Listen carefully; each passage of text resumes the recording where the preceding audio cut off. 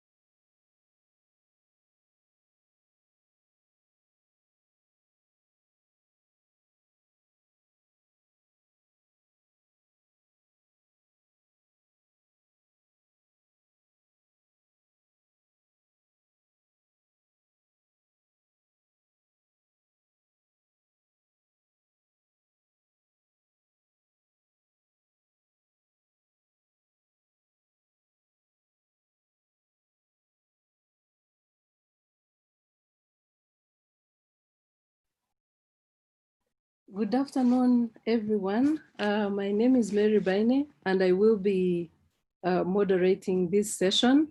I'd like to welcome you to this breakaway session, and we will be talking about the exchange of information and how this can help stem illicit financial flows. I'd like to get an indication of whether the interpretation is okay, and if there is some communication that you'd like to give to the participants, Brian, so that we can start the discussion. Thank you. Over to you, Brian. Hi, Mary. Yes, we just want to confirm that the interpretation is fine. And so for all of the attendees who would like to listen using a specific channel, to go ahead and click on the link that says interpretation and identify the language they would like to listen in. So I think from there, we're ready to go ahead.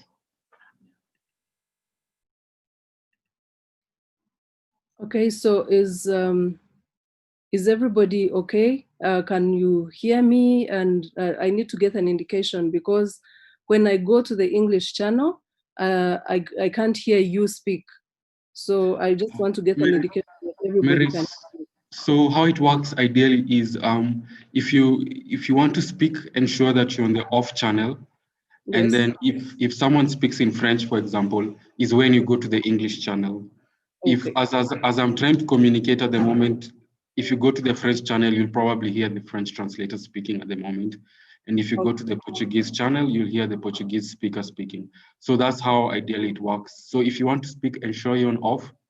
Okay. If you want to hear the languages, please switch between the languages. So that's how ideally it works. So you can now go ahead and I confirm that it's working. Thank you so much. Thank you so much, Brian. And welcome everyone to this session. As I indicated earlier, it is a session, it's a breakout session that has been jointly organized by ATAF, TJNA, and UNECA, and it is entitled Exchange of Information as a Tool to Combat Illicit Financial Flows. We will be discussing the exchange of information and how this function can be effectively used to develop a sound strategy to combat illicit financial flows. As you may be aware, the use of the exchange of information boosts audits and fosters revenue collection, but however, this is still limited on the continent. The latest statistics show that only 20 countries have exchange of information units, and of these, 10 countries were able to exchange information in the last year alone, and 75 of the 10 countries that exchange, 75 requests that were sent out were originated from only 4 of the 10 countries. So this is very clear that, this is still very low on the continent. And again, only 5 are able to exchange this information electronically. Now, ladies and gentlemen, we all know that information is power, and information enables you to carry out audits or to check anything, verify information that then enables you to make an informed decision in as far as revenue collection is concerned. And its absence means that you will only do half a job if you're lucky.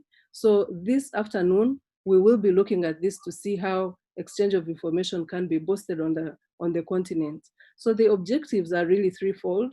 And the first objective is to try and underscore the need for development of tax cooperation in Africa to combat illicit financial flows through the exchange of information. And secondly, we will discuss how best to increase the buy-in for exchange of information to foster tax collection. And thirdly, we will explore how exchange of information helps combat tax avoidance, tax evasion, and aggressive tax planning, and how these foster effective revenue collection. So indeed, transparency, as indicated in the high-level panel that is chaired by President Mbeki, transparency is key to achieving success in the fight against illicit financial flows, and the policy implications of increased transparency are that it should ensure access to such information and the right to obtain it. Indeed, African countries need to pay closer attention to illicit financial flows from the commercial sector. This means developing the required capacity, establishing or strengthening necessary institutions, including transfer pricing units and providing resources for effective functioning of these units. I will be joined in this discussion today by 4 very able people who have been doing work in this sector. And as I recall them out, I'd like to request that you please put on your cameras so that the audience can know who will be talking to them. And the first person will be Mr. Ayutu Akpaki from the Office Togolese de Recettes. And I would also like to say that Mr. Akpaki is the chairman of the ATAF Exchange of Information Technical Committee. Secondly, I'll be joined by Mr. Robert Suna from Tax Justice Network Africa, where he serves as the policy lead for tax and international financial architecture. Welcome, Robert. Third, I'll be joined by Mr. Matthew Mugabe from the Uganda Revenue Authority, who is the Acting Commissioner for Tax Investigations. And last but not least, I'll be joined by Mr. John Swedlow from Her Majesty's Revenue and Customs. And Mr. Swedlow is also a technical advisor to the African Tax Administration Forum. I'd like to welcome you all to this afternoon's panel. And I will be posing a couple of questions to the panelists in the first round. And then if there's time, we will have a second round.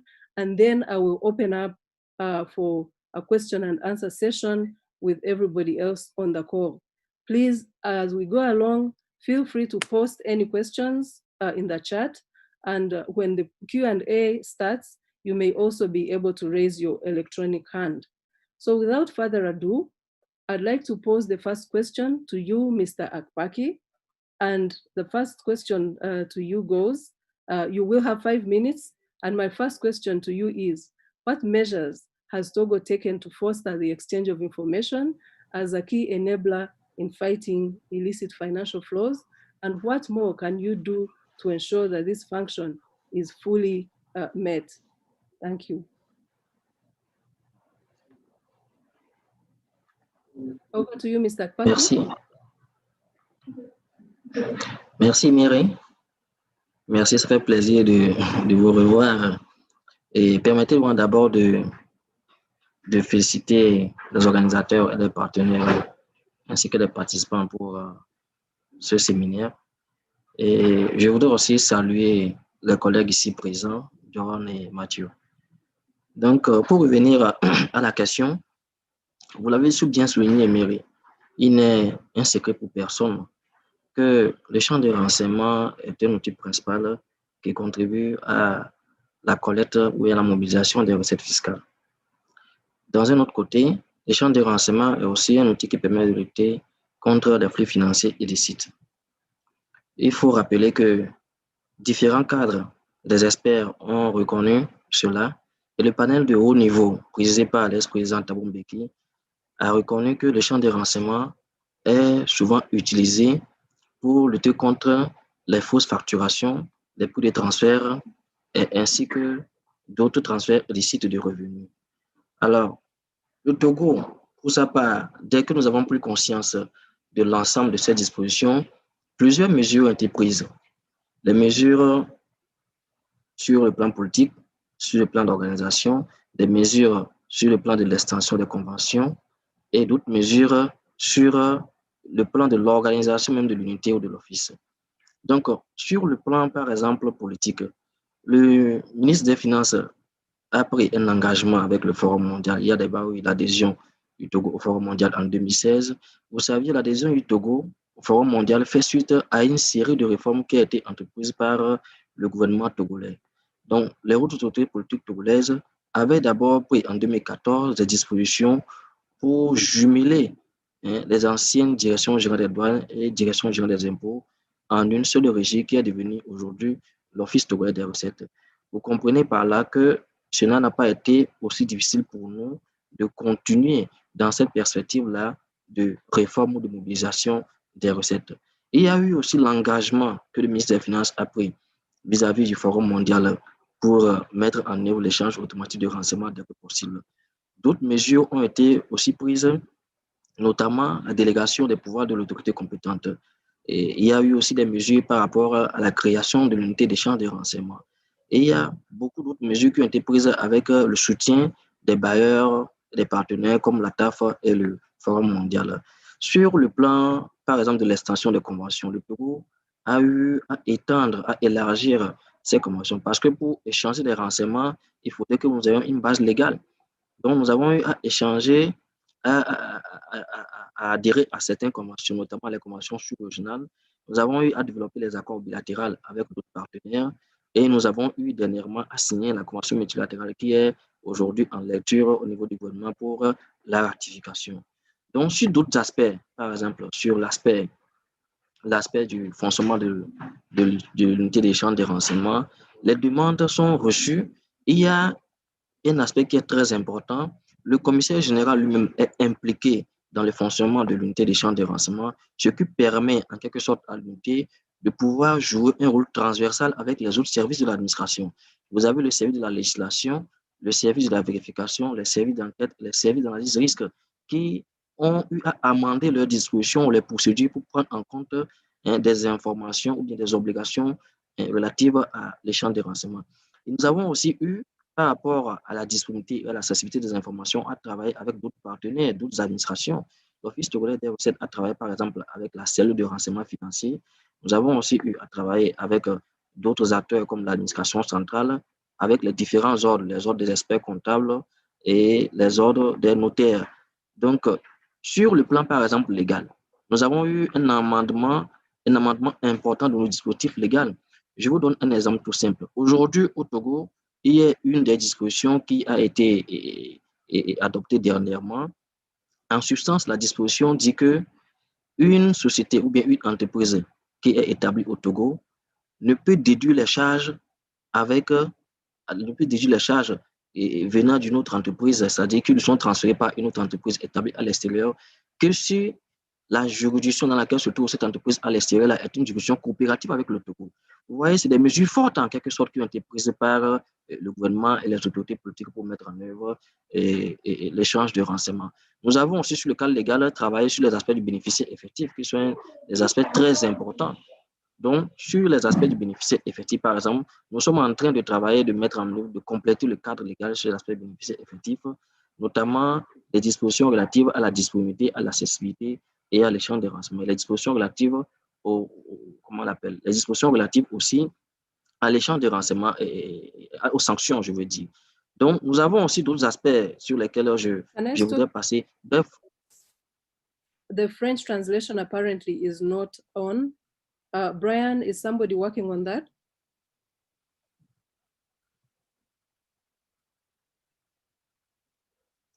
Somebody. M'entendez? Bien, je peux continuer et puis briguer mon petit anglais.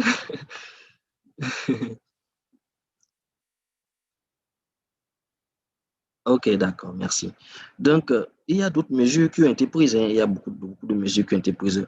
Et aujourd'hui, au Togo, nous ne pouvons pas nous targuer d'avoir pris l'ensemble des mesures qui permettent de pouvoir échanger des renseignements, de pouvoir mobiliser beaucoup plus de revenus de lutter contre les flux financiers illicites. Mais nous espérons avoir pris les mesures les meilleures. Et aujourd'hui, nous sommes en train de travailler. Notre perspective aujourd'hui, c'est d'arriver en quelque sorte à pouvoir recevoir les informations de façon automatisée auprès de l'ensemble des administrations partenaires ou des contribuables. Donc, nous sommes dans cette logique-là. Aujourd'hui, nous sommes en train de dématérialiser l'ensemble des procédures. Vous savez, vous ne pouvez échanger des informations que ceux-là dont vous disposez. Si vous ne disposez pas des informations, vous ne pouvez pas les échanger avec les autres partenaires. Donc, nous sommes en train de travailler à cela. Les déclarations sont en train d'être automatisées. Et donc, l'ensemble des grandes entreprises ou des moyennes entreprises aujourd'hui est déjà rentré dans ce cadre-là.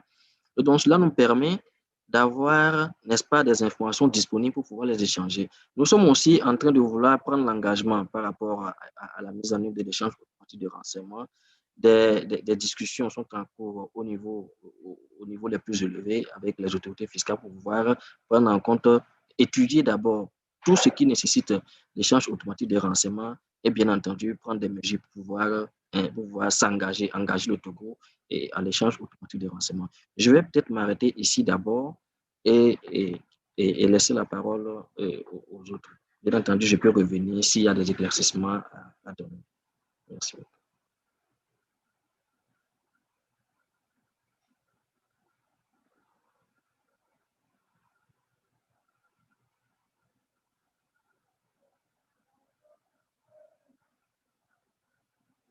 Thank you very much, Akpaki. And I did hear somebody mention that there was a problem with the French translation, but I'm glad that I know, I take note that you are speaking in French, so there couldn't have been any French translation.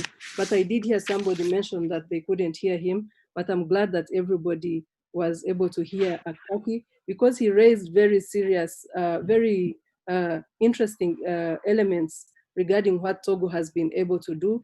And it is worth noting that Togo is working hard. They've worked on their legislation, and they're now working even to see how they can automate that function. So that is very good news, and I hope everybody is listening and they can ask Mr. Akpaki some questions when we get to that point.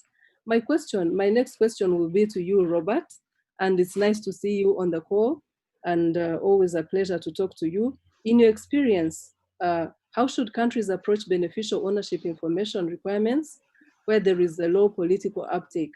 And considering that most politicians are exposed to individuals and have some of their assets offshore. Please also use 5 minutes to share your experience with us. Over to you, Robert. Okay, it's quite an interesting question. Thank you very much for this opportunity.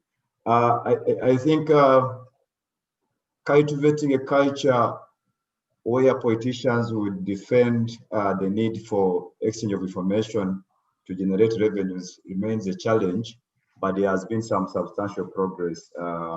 And how countries can build on this, first of all, to encourage, to advocate, for instance, for increased awareness about the impact in terms of how do countries benefit by having this information shared. We need to show governments and the political decision makers the benefit side of having beneficial information shared amongst those who need it.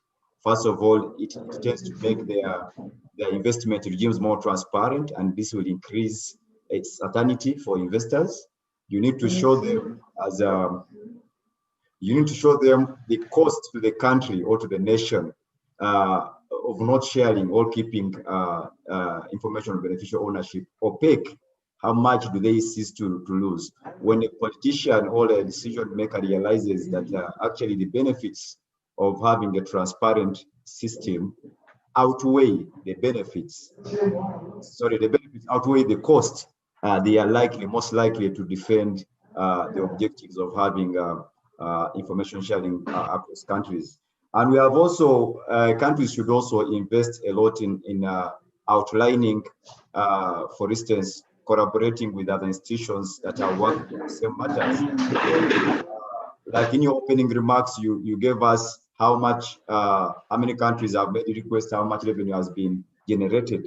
So we always encourage our partners, civil society members, to make such information that is showing the benefit of sharing available for the political decision makers to take on. Another approach would be, of course, to mobilize citizens, to make them more aware about how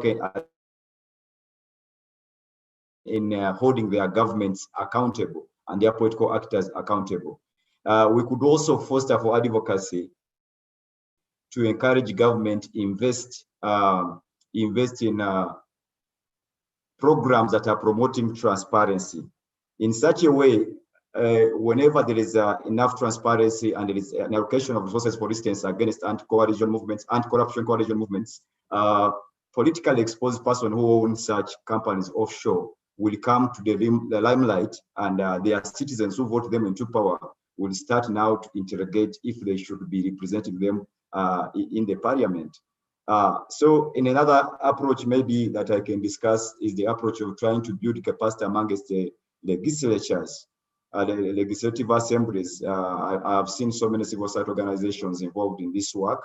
Even at the Tax Justice Network Africa, we are involved in building capacity. First of all, some politically exposed person, whereas they do something which they are aware of, their counterparts may not be aware of the same. So when you bring to the parliament that we need to amend a particular legislation that addresses opaqueness of the tax system, you may not receive as enough support as possible. So what we have been doing is, let's build capacity of these legislators to be able to advocate for changing laws that are benefiting or promoting sharing of beneficial ownership information, and also they are able to deliberate with an informed, from an informed point of view. So far, this is what I would recommend countries to do if they are to promote exchange of information, to promote transparency in their tax systems. I thank you.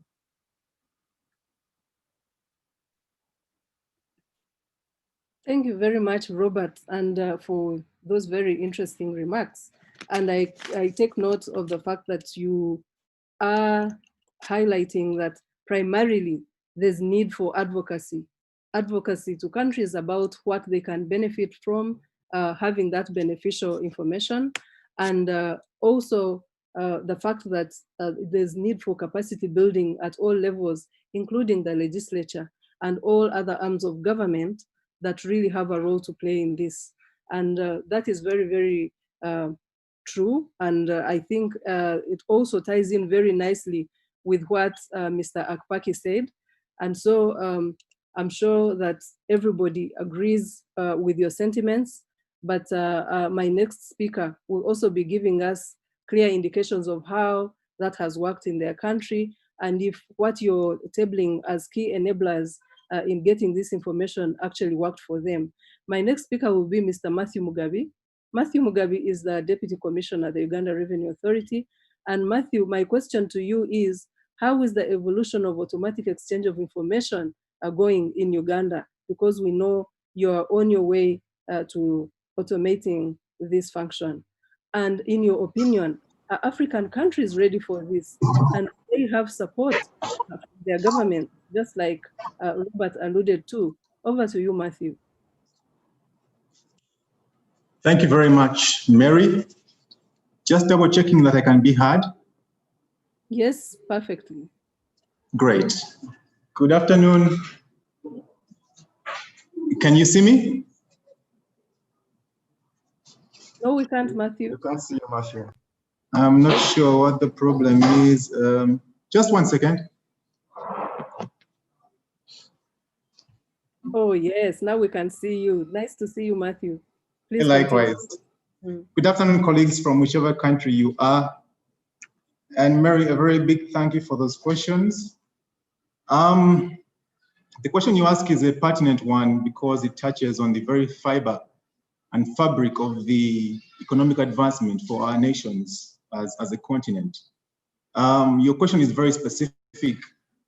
Number one, touching on Uganda's experience, but two, at a broader perspective, the evolution of what I will call AEOI for ease of reference, what it has been like and whether African countries are ready and whether they have the support financially of their governments. Now, I'll just give you a very high level picture about where we are as a country, and then I'll go briefly into a bit of the greater African context. As I speak right now, we are at the level of trying to secure cabinet approval for the adoption of the CRS on AEOI, and we have had an initial presentation that we made, which was very well received, but with a few questions here and there, which we're now trying to answer. And so once we are done with that, we shall, God willing, be able to go back to cabinet and get the approval that we need. Experience has taught us in this journey that there's a lot of preparation required, a lot of dialogue and consultation at all levels, really. As you probably all know, of course, our EOI function is a delegated one for the competent authority, right from the Minister of Finance down through the Commissioner General to the EOI office, which is resident in Tax Investigations Department of the Uganda Revenue Authority. And so getting to the level of even having this presentation made in cabinet initially involved having dialogue with the Minister of Finance and the technocrats there to bring them fully on board. Of course, giving them the benefits of moving from the standard of EOI-ARA, which is exchange of information and request, to the next standard, which is what the world is pursuing, and showing the benefits. It's been a very, very rich experience for us. I want to say that we have the full support of the Ministry of Finance, and by and large, the support of the agencies that would need to give us the support to push this forward, both from the Ministry of Justice and other agencies. So understandably, because a lot of these decisions are political, there'll be some back and forth. So that's a very high level of overview. I won't go too much into the technicalities, but let me now, with your permission, just move to what is our assessment as to where we are as an African continent in the evolution of AOI, and whether we are ready or not, and the support financially that we need. Now, I will just address your question, Marion, about 3 different perspectives. I'll look at evolution, and then assessment of readiness, and then end with analysis of our respective government readiness to support financially. Now, under the progress on evolution of AOI as a continent, the first point I would like to talk about is the high-level commitment by political leaders. We all know that progress is being made to implement the standards. We have seen about 30 countries making political commitments back in 2017 via the Yaoundé Declaration. We have had achievement of political commitments by early adopters who have subsequently joined. And some of those, for instance, are Seychelles, South Africa, Mauritius, Ghana, and Nigeria. So there is some movement happening. The question is, from the time that political commitments were made in Yaoundé 2017, how many of those have actually made some progress since then? That question we can all answer because we come from different countries. The other component we are seeing in as far as progress is concerned is a number of countries are taking on pilot projects and have committed as jurisdictions. We know, for instance, that Morocco is in advanced stages of preparation for AOI, and then a pilot project with France. We know that Cameroon and Egypt are also in a pilot project. And then other countries are in the process of determining the practical dates for fast exchange. And we have seen a lot of good support here with ATAF, the OECD, and development partners. Specifically as Uganda, we've had support from ATAF and OECD, Cameroon, Tunisia, Senegal, and Kenya. So good progress in that regard as well. However, there are still a number of non-committed jurisdictions on the continent, and that's where the challenge remains. We have a number of African countries that are not implementing AOI. They have not committed, and neither have they taken steps to ascertain practical dates for achievement of the standard. A question as to why that is not happening, the answers are many, and I'm sure that's something we can discuss. In as far as readiness is concerned, we know that the building blocks for AOI, among many, are the legal framework. And it's noteworthy that a number of countries have made some key pillars for the implementation of AOI in place. About 18 African countries have signed onto the MAC to enable them to implement AOI. And that's a very, very clear indicator of a paradigm shift in Africa. So commitment is increasing. The other assessment of readiness is evidence of continuing deepening regional collaboration on AOI. We can see quite clearly at regional level that discussions are underway at the AU and ATAF to consolidate the gains made in the area of EOI and AOI. In the Ugandan context, and even with Cameroon, we can see that ATAF has provided a lot of support in the development of technical capacity in tax transparency, as well as developing a high-level AOI implementation plan.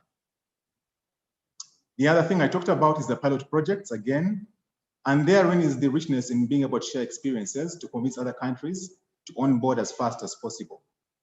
Now, as I finalize on the financial component, as to whether African governments are ready to support financially, prioritization and resourcing remains key. A number of countries still have these hurdles to overcome the funding component. Countries still have to prioritize and provide adequate resources for the EOI functions. That remains a baseline and must be established. However, inside there is the buy-in by stakeholders as well. The political leaders of governments have to go beyond just lip service to demonstrated commitment. tax administrations themselves, because you find that sometimes there's lack of commitment, even within the administration. Support from regulatory agencies, private sector, and civil society, like even with my colleague, Robert Suna. Now in Uganda, for instance, one of the things I'll flag as what has been very, very important for us is that we have been able to get the adoption of AEOI integrated into the National Development Plan and the Domestic Revenue Mobilization Strategy. So this makes AEOI a priority for government to fund. And so we're also being measured as the Revenue Authority on the steps we're taking to pursue that. So government, in a sense, has tied itself and said, we want this, we know this will work, and so we're committed to helping you. Now, going beyond the current and ongoing government commitment and support, a number of other positive indicators financially. For instance, the payment of annual membership and subscription fees by most countries to the regional bodies on tax transparency, subscription fees to OECD, and even to ATAF. That is commitment in itself, It's just the need for these governments to know that under that commitment comes the commitment to a number of other standards that they must implement.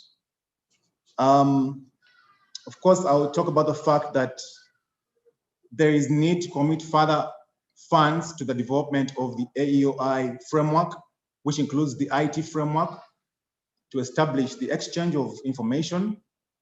Some countries we have seen have bought off-the-shelf products, and the success stories or the challenges are outside there for everybody to see. However, what I will say is that considering the level of financial commitment that has to be made, some African countries may still struggle to meet the additional financial pressure.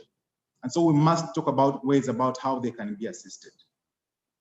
I think beyond that is the need to spread the gospel of AEOI beyond government.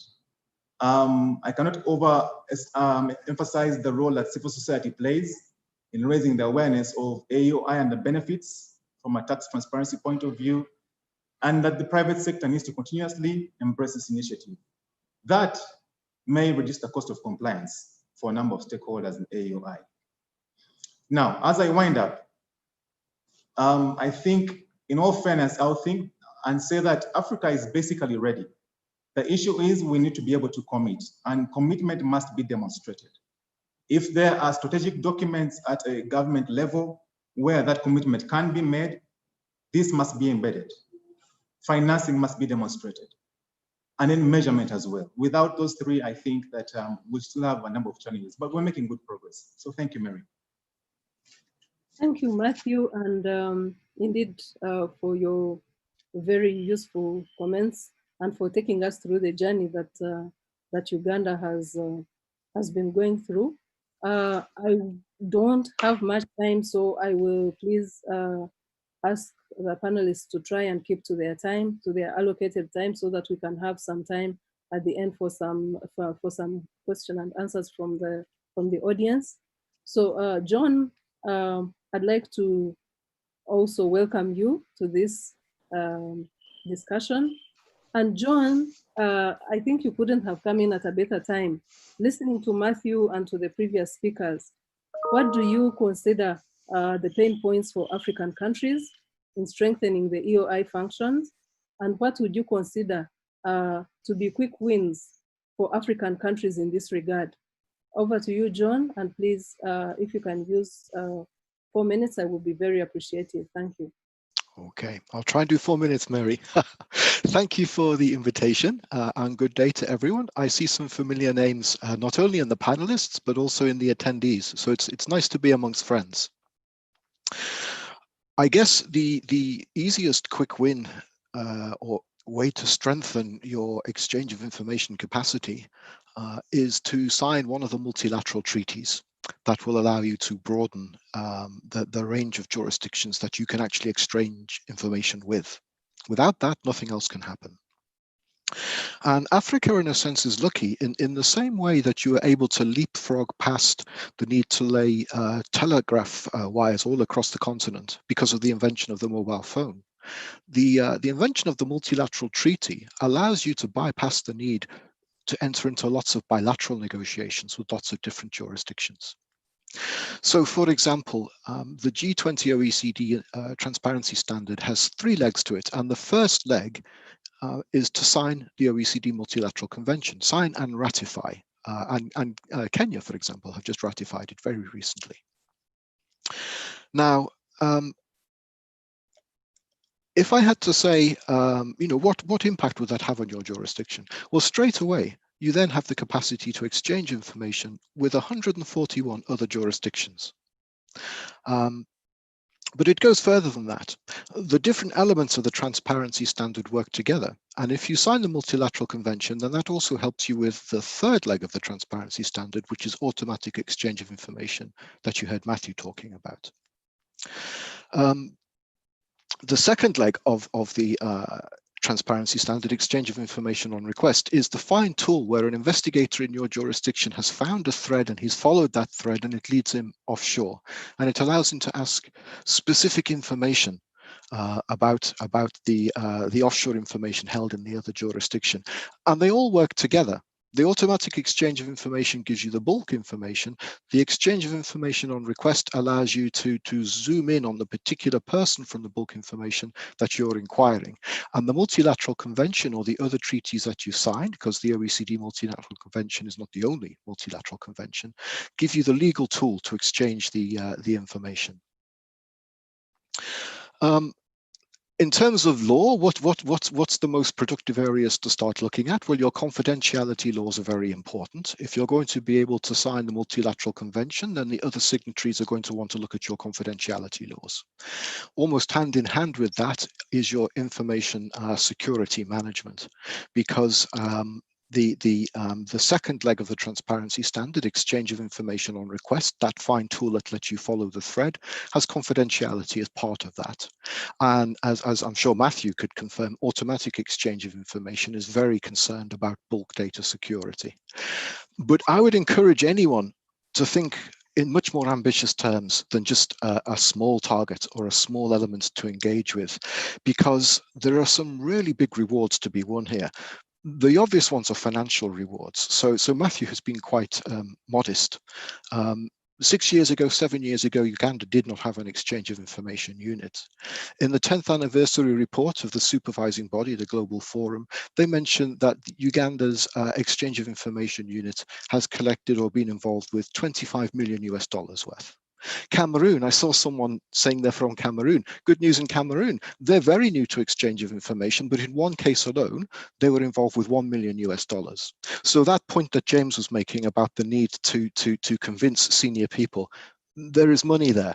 And I can see my 4 minutes is coming up, so I'll just close with saying, if you think the money in exchange of information on request is big, then you should look at automatic exchange of information, because if you combine that with some kind of voluntary disclosure campaign, there really are incredible results where you publicize that you're going to be getting information about everyone's offshore holdings, financial assets, which is what AEOI gives you, and you tell them, come forward to us before we can catch you. You can really collect huge amounts of money. Typically, the example quoted is Indonesia, where $366 billion have been collected.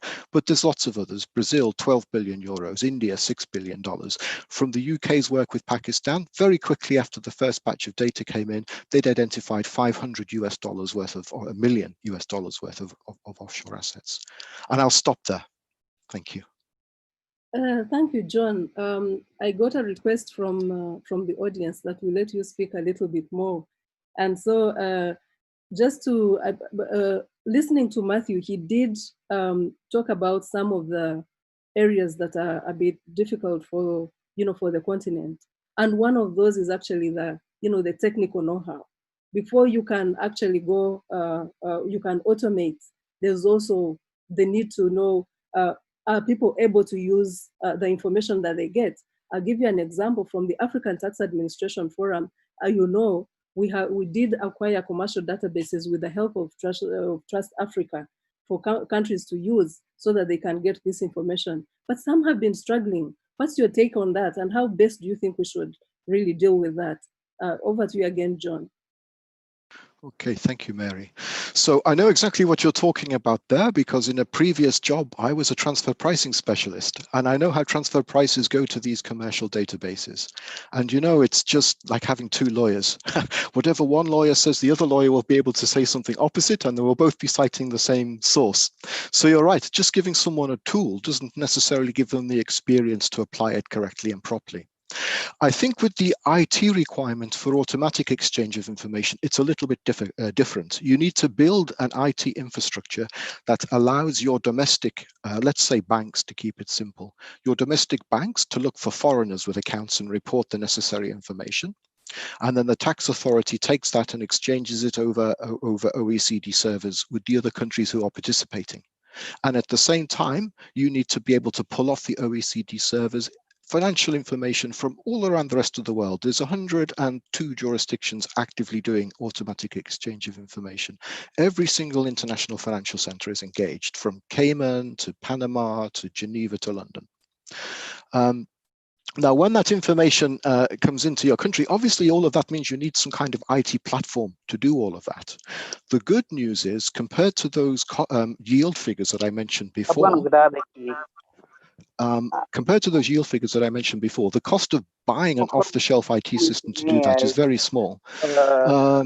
From £500,000 to maybe $1.5 million US, depending upon the difficulty of the IT contractors and how long you want the support and whether you're paying for the hardware and so on.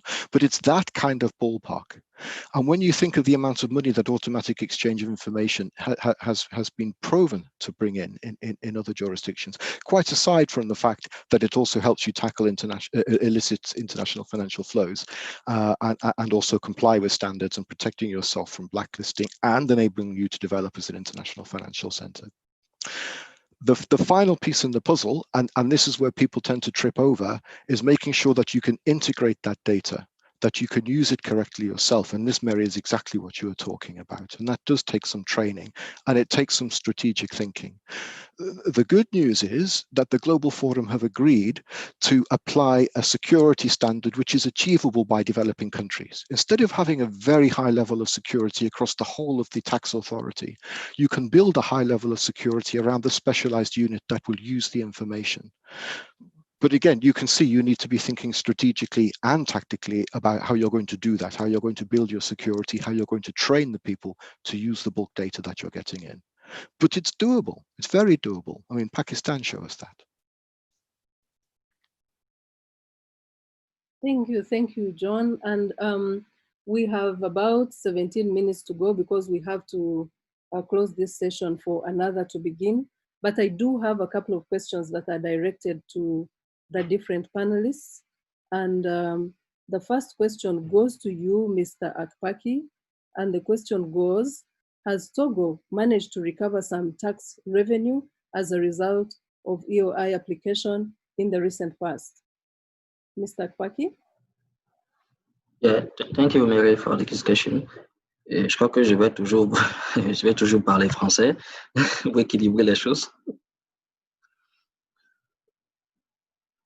Bon, pour répondre à cette question, oui, effectivement, nous avons eu à collecter un ensemble nous avons eu à collecter des revenus venant de l'échange de renseignements. Donc, ces dernières années, vous savez, le Togo a adhéré en 2016. Le Togo a adhéré en 2016 et depuis peu, nous avons eu beaucoup de demandes, beaucoup de requêtes qui sont venues de l'extérieur, des pays voisins ainsi que des pays européens.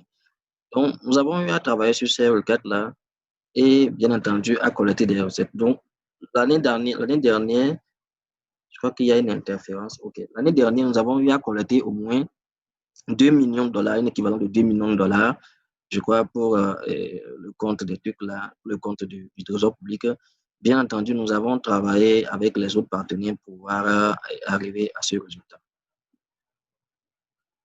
Il y a aussi, je peux mentionner qu'il y a aussi, je parle des recettes brutes collectées, il y a aussi des émissions qui sont en cours, c'est-à-dire des informations que nous avons reçues et sur lesquelles nous avons déjà fait des notifications, mais pour lesquelles les contribuables n'ont pas encore effectivement reversé ces sommes-là. Donc, pour ce qui est de ce qui a été collecté, nous sommes autour de 2 millions de dollars aujourd'hui. Donc, c'est pour vous dire qu'en fait, il y a énormément de recettes, il y a énormément d'argent mobilisé à travers les champs de renseignement. Et ce n'est pas garanti, mais c'est possible.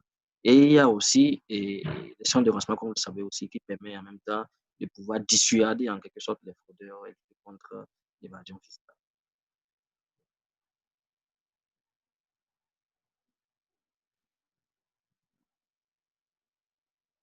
Thank you, Ajetu, and for those very clear remarks. There is a second question again on the chat, and there's the question is: this is fascinating. How are questions around data quality dealt with, and are common data standards used between revenue administrations? John, can you come in before I ask Matthew also to speak to that? Because I know you've been in quite a number of revenue administrations. What have you noted, John? Over to you. Thank you, Mary. It's a good question. So to split the two types of exchange of information on request, this is a bespoke service. You're asking about a particular person, you're asking particular information about him. It might be about his bank account, it might be about real estate property, it might be, does he really have a rich uncle living in London who lends him all this money? Now there, the data will be whatever is the appropriate form to answer the question. But typically you're talking about things like PDFs. It's fairly standard, it's not difficult. Automatic exchange of information is bulk data. Now for bulk data, obviously you do have to have some kind of standardization. An automatic exchange of information requires reporting financial institutions to fill in an XML schema, and that schema is very rigidly structured in terms of this is where you put the address, this is how the address fields are structured, and so on, down to the data. So it's easier for another jurisdiction to use its own IT software to sift through it and match it and so on. Thank you. Thank you, John. Matthew, would you like to come in as well? What is your experience regarding the question that was asked by Karabo?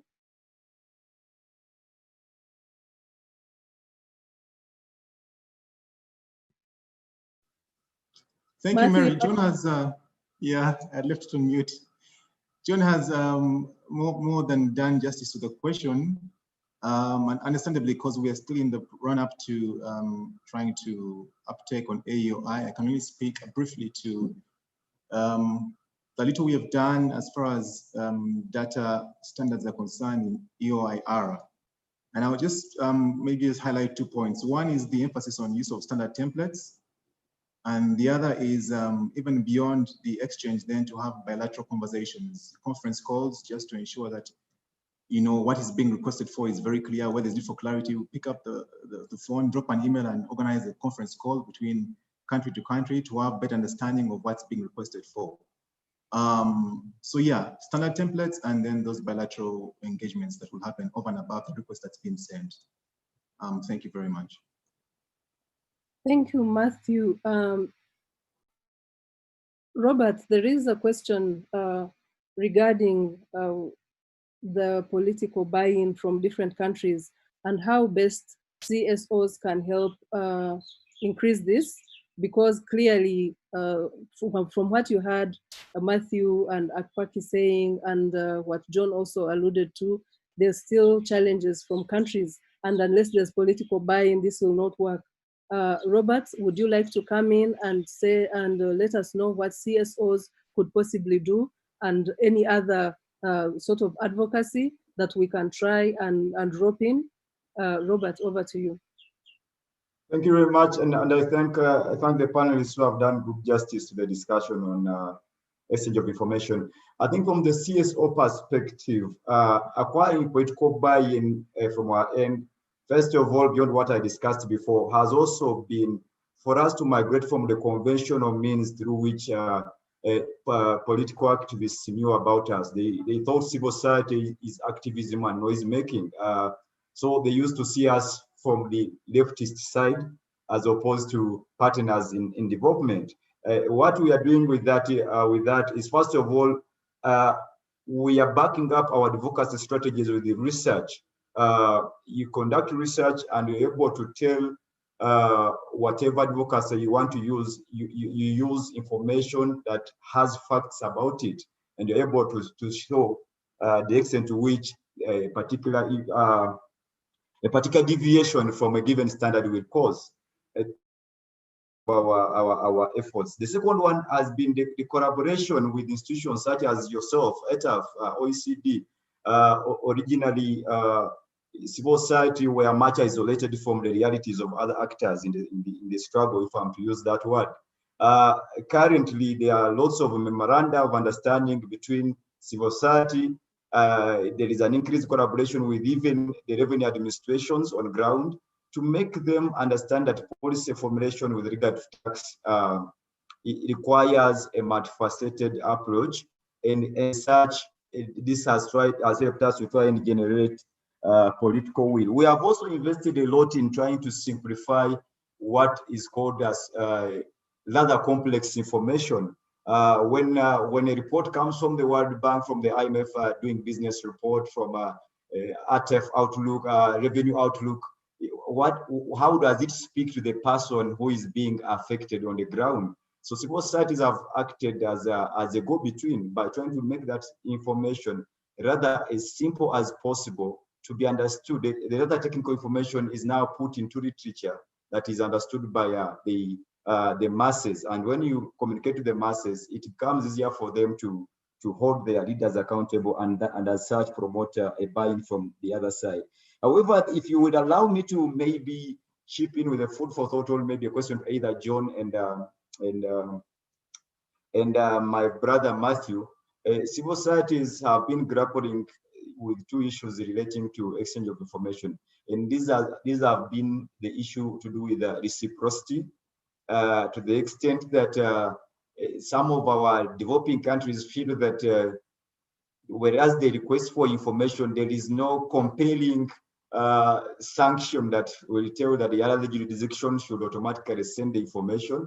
That is reciprocity issue. They are like, when I receive, for instance, information request from the Netherlands to Uganda, I may act on it very fast because I'm meeting a given standard. But does it compare Netherlands if I'm to ask for information from them? Will they send it without so much disturbance? There have also been issues to do with the thresholds about the investment capital of companies for which you are requesting for information. There is a feeling that majority of our investors may not meet that investment threshold in terms of the capital investment. So those two issues, we've received information from jurisdictions that are saying the thresholds are higher for companies that are investing in our jurisdictions, and such companies may go unnoticed because they have not hit a given threshold. So I would like John and maybe Matthew to comment on that. And finally, there is this whole idea that the standards or the global bodies that are handling the exchange of information are voluntary registrations. I'm happy that Matthew reported about the commitment showed by subscriptions and the rest, but there is a general feeling also that there are not major penalties, for instance, for non-observance of standards. How do African and developing countries grapple with that? If I just write to a standard and I don't meet it, what are the sanctions? So I would love to get more educated about that from the civil society perspective. I submit. Thank you. Thank you very much, Robert. And I think, John, you had the question from Robert, and it is very clear. And Matthew as well. I will give you a minute each to respond. But there's also something interesting that Briggs is raising in the chat. And why is there no political buy-in? Is it because there are no results to promote this? And are we actually explaining the gains of EOI to our authorities well? It would be interesting to hear, what your responses on that as well, especially from the people who represent revenue administrations. I will start with you, John, and then I'll go over to Matthew and then Akpaki. John. Thank you, Mary. So I'll give you my personal view. The supervisory body for the transparency standard is the Global Forum. It's not the OECD. The OECD is what, 30-odd rich countries. The Global Forum is 160-odd jurisdictions from around the world. And I think now about half the membership of the Global Forum, maybe slightly more, are developing countries. So there is a voice for developing countries to say if a developed country is not applying the standard correctly. You can raise it at the Global Forum and it will be considered in their review. The standard applies to everyone equally. The UK had bearer shares and we had to get rid of bearer shares, and our Global Forum peer review reflected the fact that we had them and was critical of us. On the point about the capitalization or the size of businesses, that's moving over, I think, to country by country reporting and what has to be reported there. And I'm too good a diplomat to get involved outside of my field. Robert isn't going to tempt me. And on the final point, automatic exchange of information. Why don't more people do it? Part of it is just knowing about it, I think, just explaining what it is. I was chatting to someone in an African jurisdiction who wasn't clear on what transparency was. Well, why should he be until events like this publicize it and explain it? Because certainly the results that are starting to be shown now really make a good case for it. Thank you. Thank you, John. Matthew, 1 minute, please.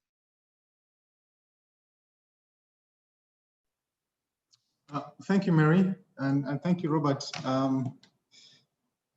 There's so much to say and so little time. We have to manage the time.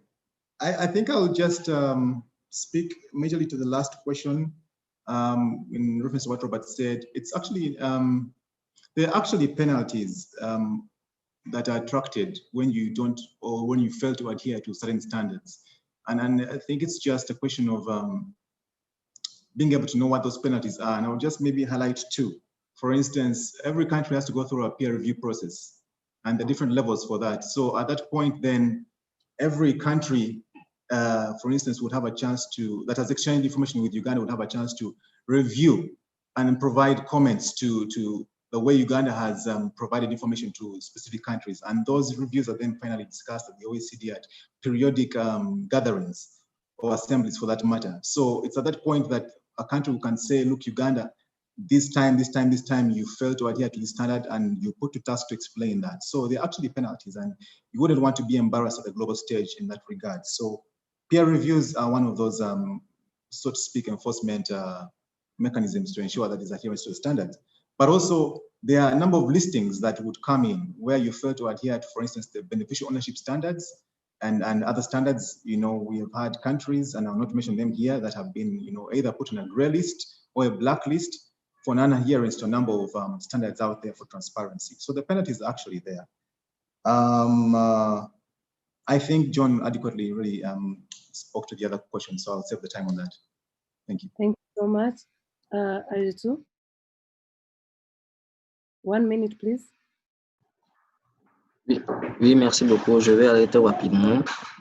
Et par rapport à la question qui a été posée, pourquoi est-ce que les politiciens n'ont pas l'engagement ou la volonté politique des politiciens? Et si vous m'écoutez, Mary? C'est bon? Ok. Moi, je pense qu'il y a plusieurs raisons, en fait. Il y a plusieurs raisons qu'on peut évoquer ici. Il peut y avoir la corruption, il peut y avoir d'autres raisons, ainsi de suite. Mais je pense que ce qui est essentiel à retenir ici, pour nous, c'est l'information que l'autorité politique n'a pas. C'est de l'information. Parce que vous savez, les champs de renseignement, la transparence fiscale, c'est des choses nouvelles. Et quand l'autorité politique ne sait pas très bien dans quoi il s'engage, il est difficile de pouvoir avoir son accord. Alors, nous, l'expérience que nous avons eue ici, c'est que nous avons communiqué avec les autorités politiques pour leur expliquer au fond ce que c'est que la transparence fiscale, ce que ça va rapporter à notre administration fiscale, en fait. Et donc, dès que nous avons expliqué, ça a été facile, en fait, de pouvoir obtenir un accord. Mais je pense que la plupart du temps, l'autorité politique par rapport à la corruption, par exemple, elle a le moyen de contrôler tout. Donc, je pense que c'est l'information qui est cruciale et qui est essentielle dans ce cas. Donc, je crois que le rôle que jouent et les institutions, les organisations internationales, la société civile, comme Robert vient de mentionner, est très important dans ce cas-là. Il faudrait faire du tapage, il faudrait inciter les politiciens à pouvoir comprendre, en quelque sorte, à pouvoir demander à comprendre qu'est-ce qui se fait, qu'est-ce que c'est que les champs de renseignement, qu'est-ce que c'est que les champs automatiques de renseignement, pour qu'ils puissent, dès lors qu'ils ont compris, c'est facile d'obtenir leur engagement. Merci beaucoup, c'est ce que je pourrais dire par rapport à cette question.